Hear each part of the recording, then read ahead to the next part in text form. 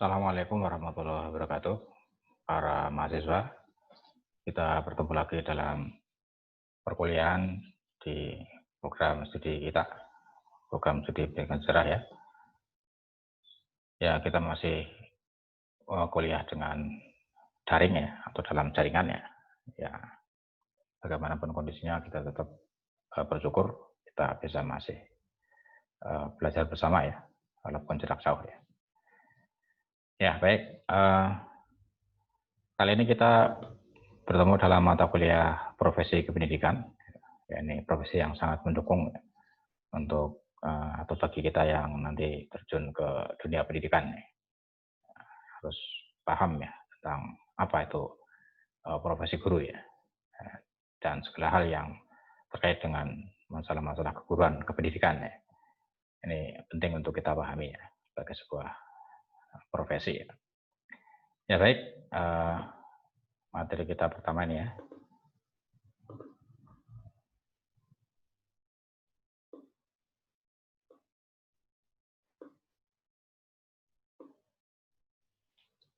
Baik, kita langsung saja ke materi yang pertama ya. Ini ya, hari ini materi pengantar dulu gitu.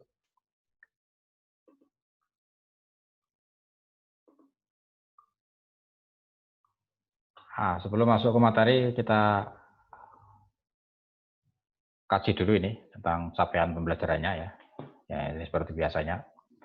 Artinya dengan kita mengikuti perkuliahan ini, apa sih yang diharapkan kita bisa menguasainya ya, atau memilikinya ya. Ya, dengan mengikuti perkuliahan ini kita diharapkan dapat menguasai prinsip-prinsip dan karakteristik dari profesionalisme dunia pendidikan ya. Dan juga nanti bagaimana implementasi dari prinsip-prinsip profesional bagi seorang pendidik gitu ya. Dan juga bagaimana karakter seorang pendidik ya sesuai dengan profesinya begitu. Nah, ini nanti akan kita pelajari bersama-sama. Nah, ini kira-kira gambaran umum yang kita harapkan akan kita peroleh ya dengan bersama-sama mengikuti perkuliahan ini. Ya, kita mulai dari pengertian profesi ya. Nah, ini seringkali kita sudah sering sebenarnya ya mendengar kata profesi ya. Dan barangkali kita juga sudah tidak asing ya tentang arti atau pengertian dari profesi ini ya. Ya, ada cukup banyak ini ya indikator-indikator profesi ya. Yang pertama, profesi adalah suatu pekerjaan yang memerlukan pendidikan lanjut ya, di dalam ilmu pengetahuan dan teknologi atau sains dan teknologi. Jadi bukan sekedar pekerjaan yang ya hanya membutuhkan keterampilan pada umumnya ya, tapi ini butuh keterampilan tingkat lanjut begitu ya, yang di dalamnya ada unsur ilmu pengetahuan dan teknologinya, sains dan teknologinya ya, ipteknya gitu ya. Jadi barangkali tidak semua pekerjaan bisa disebut sebagai profesi ya, tapi profesi yang memiliki dasar atau landasan sains ya, dan teknologinya ini yang bisa disebut sebagai profesi ya. Pekerjaan-pekerjaan yang tidak didasarkan pada sains dan teknologi ya, itu tidak mungkin bisa dikategorikan bukan sebagai profesi gitu ya. Ya, ini pertama ya. Ada unsur itunya, ada unsur landasan sains dan teknologinya. Nah, kemudian dalam aplikasinya ini lebih menekankan pada aspek mentalitasnya ya. Jadi aspek mental, aspek psikis berarti ya. Bukan pada aspek manual saja, artinya bukan pada pekerjaan-pekerjaan yang sifatnya membutuhkan cara-cara kerja yang dengan dengan hard skill gitu ya, bukan hanya sekedar itu ya, tapi dengan soft skill juga ya, lebih kepada soft skill-nya gitu ya. Pekerjaan-pekerjaan yang lebih banyak mengandalkan aspek mental ya, soft skill gitu. Ya ada aspek hard skill-nya tetap ada ya, aspek manualnya tetap ada, tapi lebih banyak pada aspek mental gitu ya. Ya kayak guru itu kan lebih banyak bekerja di ranah-ranah yang lebih melibatkan pemikiran ya, keterampilan yang sifatnya soft skill gitu ya. Ya, sekalipun tidak lepas dari keterampilan yang sifatnya hard skill ya, tetap ada ya. Tapi lebih banyak diwarnai oleh aspek mental ya. Gitu. Ya, ketiga, senantiasa menggunakan teknik dan prosedur yang berpijak pada landasan intelektual yang dipelajari secara sengaja, terencana, dan terus melakukan pengembangannya. Jadi profesi itu ada prosedurnya ya, ada tekniknya ya, kemudian ada landasan pemikirannya ya. Jadi itu sengaja dan terencana ya, dan terus dikembangkannya. Jadi bukannya profesi yang tidak ada prosedurnya ya, tidak ada teknik-tekniknya ya.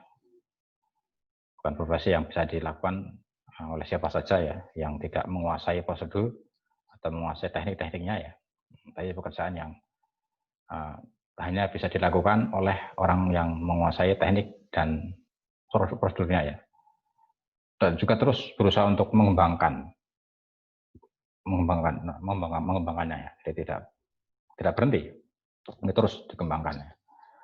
Nah, sehingga biasanya di setiap profesi kan ada ya, ada pelatihan-pelatihan pengembangan bagi profesi itu ya.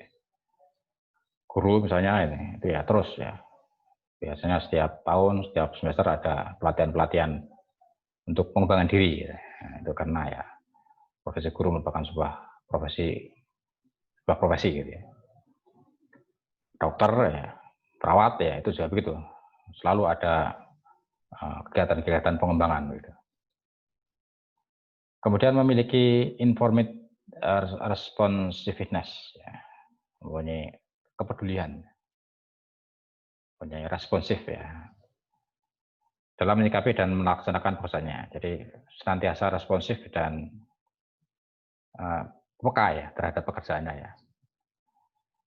Jadi ya ini bisa sudah seperti sudah menjadi bagian dari profesi itu ya, bahwa profesi ini punya responsivitas seperti ini gitu ya. Kalau dokter ya begitu ada orang sakit langsung responnya cepat gitu ya, nah, sesuai dengan profesi itu ya.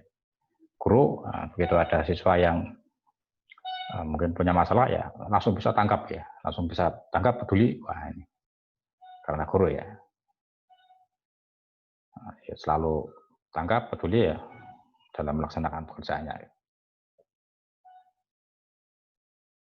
Nah ini juga masih seputar profesi ya, kriterianya menurut ini dua orang ahli ya, Wolfer dan Mills ya. Ini kriteria yang sudah cukup klasik ya. Bahwa profesi itu memiliki spesialisasi dengan latar belakang teori yang luas. Ya. Jadi ada kekhususan ya. Dan ada latar belakang teorinya ya. Guru ya itu profesi guru ya khusus ya. Latar belakang teori-teori yang mendasari profesi guru ya juga proses landasan-landasan teori kependidikan ya, keguruan ya itu ada gitu ya. Sehingga ada spesialisasi dalam ya dengan teori-teori yang khusus gitu ya di bidang itu ya. Kemudian merupakan karir yang dibina secara organisatoris ya. Jadi karirnya tidak asal naik saja gitu ya. Tapi ada tahapannya ya, ada prosesnya ya. Dan itu hierarkis ya, organisatoris ya. Ada organisasinya yang menangani pembinaan karir itu ya. Jenjang karirnya ada organisasi yang bisa melakukan pendampingan ya untuk pengembangan karirnya gitu ya. Nah, dalam hal ini ya ada keterikatan dalam suatu organisasi profesional ya, punya organisasi profesinya dan terikat di situ ya. Kalau guru misalnya ya dengan PGRI gitu ya, dokter ID gitu ya. Itu organisasi profesinya ya. Wartawan PWI ya misalnya gitu ya. Memiliki otonomi jabatan. Ya. Jadi setiap anggota profesi itu seorang yang terjun ke dalam satu profesi tertentu itu dia punya otonomi di situ ya. Dokter ya punya otonomi ya di bidangnya ya. Guru juga punya otonomi nih di bidangnya ya. Punya ya. Kebebasan untuk bagi dirinya ya untuk mengembangkan pembelajarannya di kelas itu kalau guru ya. Atau punya otonomi jabatan namanya. Terus juga memiliki kode etik. Ya, biasanya ada kode etiknya. Ya profesi. Guru ada kode etik guru, dosen ada kode etik dosen. Ya. Dokter ada kode etik dokter. Ya. Wartawan ada kode etik wartawan. Ya. Ya, karena ini semua ya, pekerjaan itu adalah sebuah profesi. Nah, merupakan karya bakti seumur hidup ya ini. Biasanya tuntutan dari rasa terus ingin mengabdi terus di situ ya, di profesi itu biasanya ya. Guru sekalipun sudah pensiun ya biasanya ya masih tetap ingin mengajar gitu ya, dari manapun gitu. Ya karena seperti sudah panggilan gitu ya, panggilan profesi ya, yang kadang tidak melihat waktu ya atau lamanya waktu ya. Kemudian diakui masyarakat dengan status profesional ya, masyarakat mengakui ya, bahwa ini sebuah profesi ya. Jadi masyarakat mendukung ya. Nah, sehingga biasanya juga punya tempat sendiri di masyarakat ya. Orang-orang yang menempati suatu atau menekuni suatu profesi tertentu ya. Mendapat pengesahan dan penegakan hukum ada. Legitimasi hukumnya ada ya. Ada bahkan ada undang-undangnya kalau guru ya. Guru dosen itu ada undang-undangnya ya. Memiliki persyaratan kerja yang sehat ya ini. Biasanya ada itu persyaratan tertentu yang diwajibkan ketika seorang memasuki suatu profesi tertentu dan memiliki jaminan hidup yang layak ya. Seyogianya begitu ya. Nah, seorang yang terjun ke suatu profesi tertentu dia ada jaminan untuk hidup yang layak. Gitu.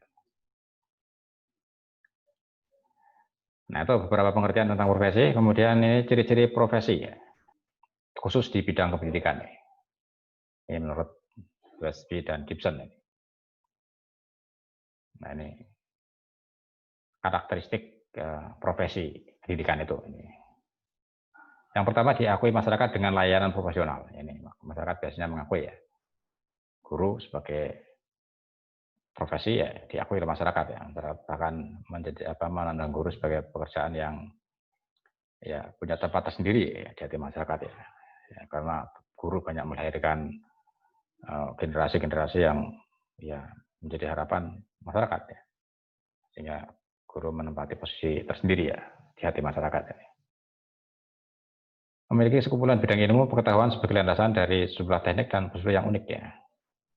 Jadi ada bingkai ilmunya ya untuk menjadi atau untuk terjun ke profesi pendidikan ini ada bingkai ilmunya ya. Nah, ya jalur ilmunya juga ada ya. Ya seperti kalau kita ya di dunia pendidikan ini mulai dari belajar di Fakultas Keguruan dan Ilmu Pendidikan ya. Ini jalur ilmunya ya. Bidang ilmu yang mesti dijalani oleh seseorang yang akan terjun ke dunia pendidikan ya, atau mengambil profesi pendidikan. Ya. Kemudian diperlukan persiapan yang sengaja dan sistematis sebelum melaksanakan tugas. Yaitu harus ada persiapan untuk terjun ke sebuah profesi. Dokter ya, sebelum terjun ke profesi dokter ya harus kuliah dulu di kedokteran. Ya. Setelah lulus kuliah belum bisa langsung praktek ya, praktek pengobatan belum bisa, harus magang dulu ya di rumah sakit ya, biasanya koas dulu gitu, macam magang itu berapa lamanya ya, mendampingi dokter yang sudah praktek di situ ya, sambil belajar ya, baru nanti kemudian bisa itu menjadi bekal persiapan untuk betul-betul praktek sebagai seorang dokter ya. Nah, guru juga begitu ya. Sebelum terjun betul-betul ke dunia profesi guru ya punya persiapan ya. Tidak hanya ilmu ya, tapi juga persiapan praktek ya. Sehingga seperti Anda mahasiswa besok ya harus magang gitu ya. Itu ya bagian dari persiapan untuk terjun ke profesi guru ya. Kemudian memiliki mekanisme untuk seleksi. Ya, tidak semua orang bisa masuk terjun ke suatu profesi. Tapi ada seleksinya. Nah, seperti guru ya, menjadi guru ya diseleksi ya. Daftar sekolah ke guru di suatu sekolah ya, itu juga diseleksi ya. Kemudian memiliki organisasi profesi ya ini. Di setiap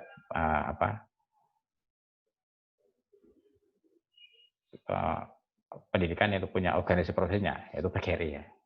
Persatuan Guru Republik Indonesia. Ini organisasi profesi guru di Indonesia, PGRI.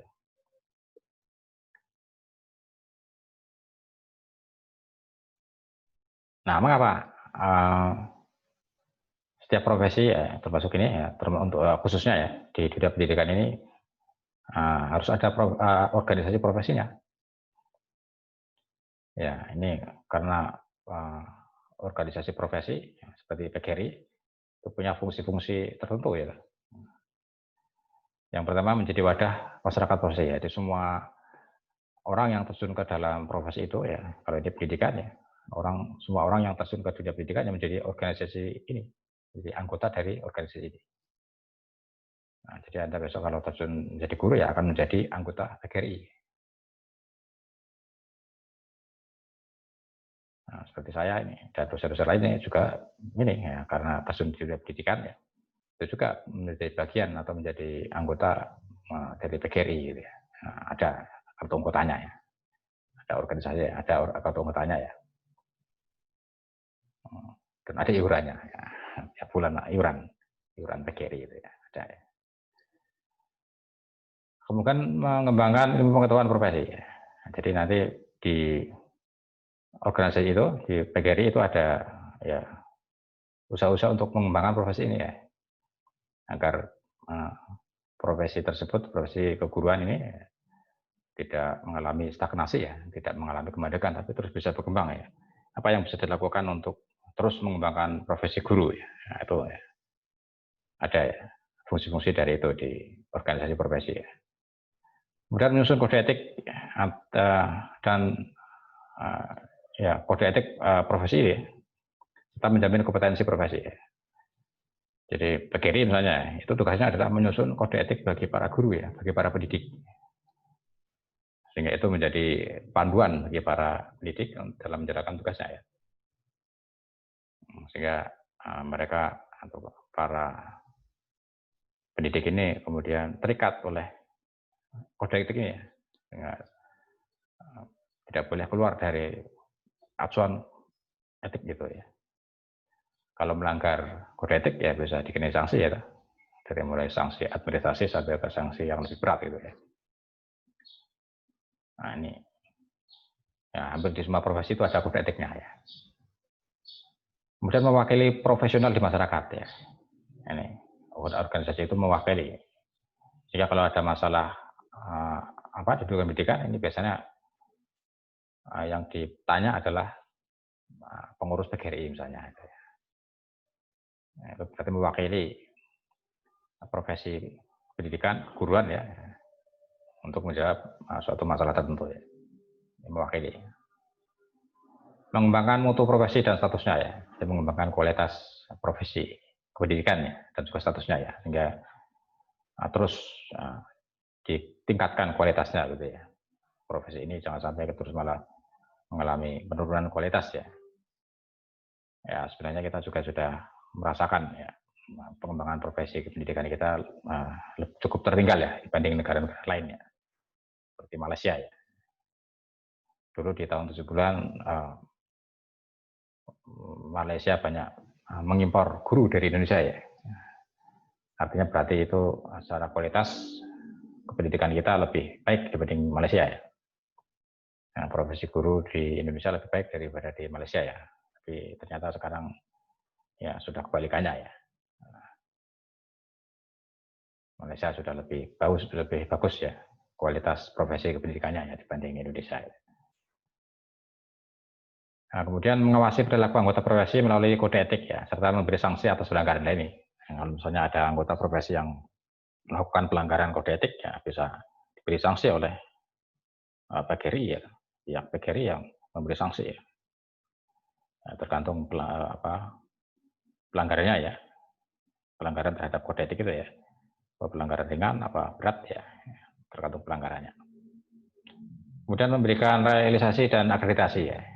Jadi memberikan penilaian terhadap suatu kerja ya, suatu kerja bersama gitu ya, itu organisasi profesi biasanya bisa memberikan penilaian ya, atau akreditasi gitu ya. Nah, ini fungsi organisasi profesi ya, ya yang di setiap profesi biasanya ada ya, ada organisasinya ya. Ya baik, ini sementara sebagai pengantar dulu ya, seputar profesi pendidikan ya. Ya, kita lanjutkan di lain kesempatan ya. Nanti kalau ada pertanyaan atau yang kurang jelas bisa kita didiskusikan di forum Elma itu ya, di grup Elma atau di grup WA, bisa di sana kita berdiskusi. Ya, terima kasih.